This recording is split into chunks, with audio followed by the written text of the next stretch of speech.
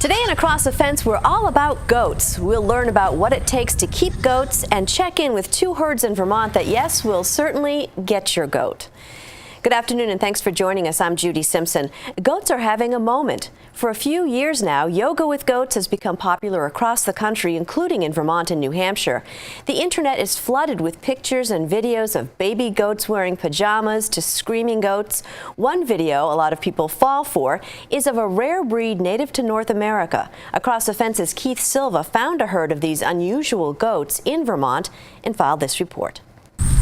Pay attention to this goat. Let's watch that again. This time in slow motion. When you mention myotonic goat, people look at you funny, but if you say fainting goat, everybody knows who they are.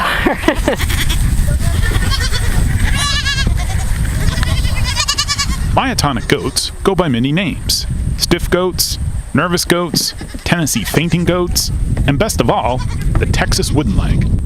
Whatever you call them, they were made this way. It's a genetic fault. Both parents have to carry a copy of that genetic fault in order for their kids to faint. If you carry one copy, they will not do it. Fainting goats don't faint so much as fall over. And for the record, no goats were harmed in the making of this story. They don't literally faint like you or I and go out. They get an oversized body cramp, and if they're moving forward, they will fall and freeze. It doesn't hurt them.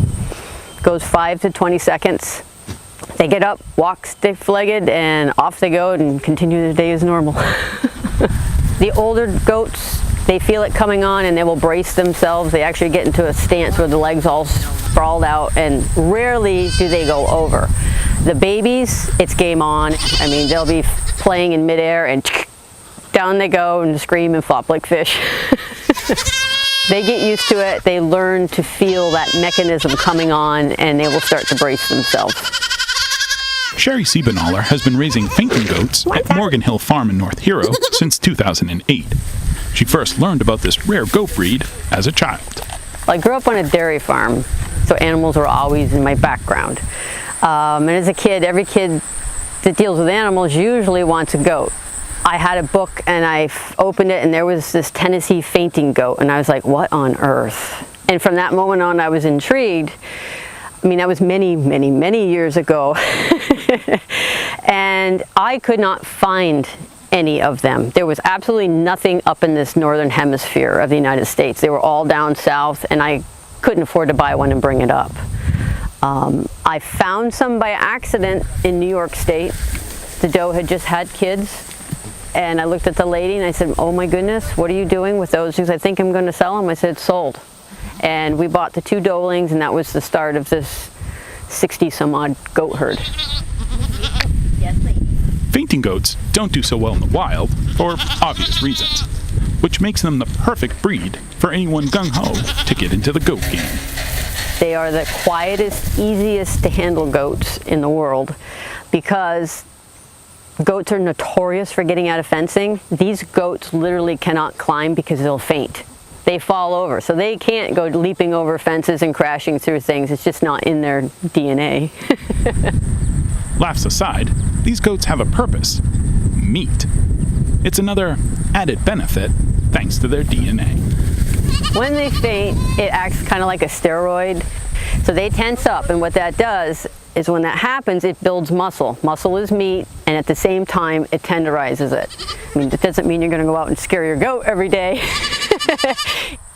Our goal was to try and get a genetic pool that produced a very meaty goat, meaning a nice shoulder, front end, and a rear end. And we're getting there.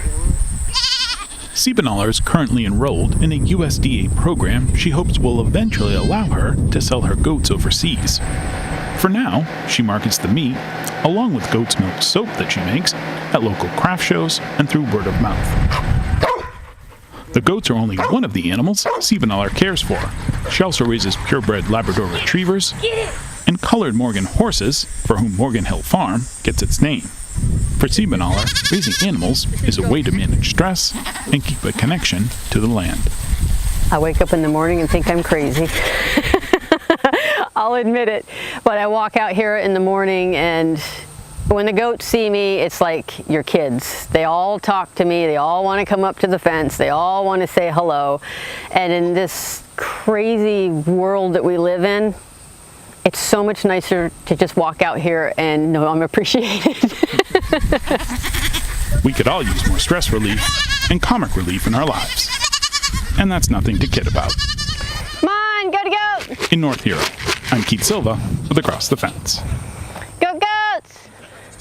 Thanks, Keith. Joining me now is Kimberly Hagan. She's a grazing outreach specialist with UVM Extension Center for Sustainable Agriculture. Welcome to you. Hi, Judy. In full disclosure, I have to say, I have had goats in the past, and I love them. Do we know how many goats there are in Vermont and the number of goat-based businesses? You know, I was looking at the 2012 census, and it looks like there's a little over 400, somewhere between 450 and 480 goat farms that answered the census. So it's someplace around there. Mm-hmm. And so about how many goats do you think that represents? It's several thousand. Yeah. Yeah. So how often do you get calls from someone looking for information about goats? I would say, I mean, it goes up and down, but at least once a week. It probably Really? averages out, yeah. Mm-hmm. And so what are some of the questions you get? Well, these days it's mostly, excuse me, people trying to find ways to deal with invasive plants or overgrown areas, Yeah. a lot of bramble and brush. And they would like to find a way to do it without having to use hand labor. Mm-hmm. And so how much does it cost for a goat, and what kinds of things do you have to know about them before you leap into that business? Yeah, I wish more people would think about it. The thing about goats is they do need structure. They do need to have protection at certain times. They have an exposed backbone. Their backbone is, their spine is high. Yes. So they can get a chill if they get cold and wet, for instance. So they do need to have cover. And the cost of a goat really varies. It really depends on the type and what you're planning to do with it. So a prized dairy goat that, you know, with genetics for giving a lot of milk, you're going to pay several $100s for. And then others, it might be, you know, just your backyard goat. It could be $60 to $200. And so what are some of the things that you need for a goat? Obviously good fencing. As we heard, Yes. goats can get out of almost anything. Yes, they do need good fencing, and I can't stress that enough. And also training them to understand about the fence before you turn them loose into a pasture. And it usually electric fencing is Yes. most effective, which means they have to know that it is electric. Yes. So their nose at some point has to touch it. Does. So that they are like, okay, that's a fence I'm not going anywhere near. Right. So what about vet care? Vet care, well, again, it's like with sheep as well. There weren't as many vets, you know, before that really had a lot of experience with them. And a lot of the sheep and goat people would depend on each other for, you know, helping out and using books and consulting with places, you know, that are outside the state. But I would say a lot more of the vets now in state are more familiar. They've had enough people calling them, so they can depend on. There's some that are more specialized than others. Do they need regular vaccinations or? They do, yes, especially if you're going to be doing meat or milk and selling either of those products. You definitely need to be thinking about vaccinations and keeping up with that. And then there are also regular care issues like trimming the feet. Trimming feet and then shearing some, like the fiber goats, the Angors, they need to be shorn as do sheep. But yes, you do need to keep up with annual maintenance. Exactly. Now you specialize in working with grass-based farmers. How much room do goats need to graze? Well, not as much as cows. Right. I would say that over a grazing season, Depending on your land, of course, you would need somewhere around a quarter to half an acre over a whole season that you would be utilizing for one adult animal. But that can really vary because, you know, in Vermont, our land is so different. You know, an acre in Addison County is going to be very different than an acre in Washington County or Orange County. The thing that's nice about small ruminants like this is they can get on terrain that is not suitable for for cows and cattle or horses. And they can utilize, you know, grasses and forages that, you know, cows really wouldn't use. And they can make that into milk or meat. And so the difference between sheep and goats, do they eat the same kinds of forage? They're complementary. I mean, they obviously overlap, but if you were to turn sheep and goats into a paddock together, which I like putting them together, the goats tend to go more for the brushy stuff, the woody type things. They love that stuff. And then the sheep are more eating the grasses on the ground. Okay. Well, a herd of goats moved into Montpelier this summer. They were there to help eat away at a problem that's been plaguing Vermont's capital city. The goats are somewhat, you know, focusing on poison ivy, but really we're doing just kind of a grazing, you know, run through with the goats where they're going to eat everything, pretty much. The focus was the poison ivy, hopefully. We knew goats eat it, we knew they can, but the test, there's so much poison ivy that there is a limit to a goat's poison ivy intake. And we've reached it, and we're attempting to see when it's finished and when they can go back to eating it. But they're awesome because, like, they just stop eating it. If it's this bad and we don't spray, we don't do anything, like, it's going to be a situation where they gorge again and then don't touch it because there's just too much of it. So I think that going with these natural solutions and really doing test patches that, I mean, heck, we're behind a high school. Like, we can come here, science, chemistry class that I probably flunked out of, come out here and, you know, because this is the way you learn. This is, to me, the fun application of science. They're working goats. There's companies out west with hundreds of goats who seem to, like, offer a franchise to people so that they can partially own the goats and take them out to different jobs. So maybe, in a way, I don't know what this will all look like in 5 years, and especially not in 10 years. I have hopes. But I think it's also an opportunity for other people to get involved and for them to have a business that's good for the environment, that's good for the animals, and then it's good for humans to not manage animals, but to, like, take care of them, foster them, raise them. They love people. This is like, they stop eating only when there's visitors, basically.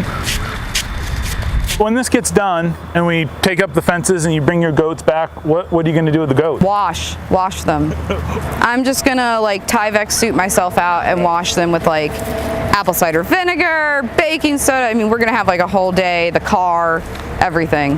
That's the other thing I've learned, is how to manage a toxic substance situation of, like, the gloves, the clothing, like, I don't know, it was in their hooves. So if I approached them in their field at home in shorts, as I did, and had no plans of, like, you know, rubbing up on them per se, like had gloves, they jump on you, cut your leg, you have poison ivy, you can't even wash it out. I'm learning, I think, tricks of the trade for the next year of doing this with more goats.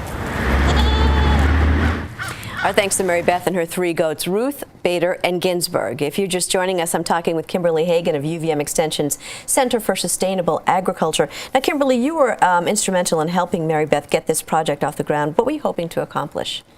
Well, Montpelier had been in this situation where the recreation path there goes along the river, and there's about 50 feet between the path and the river, which is very steep.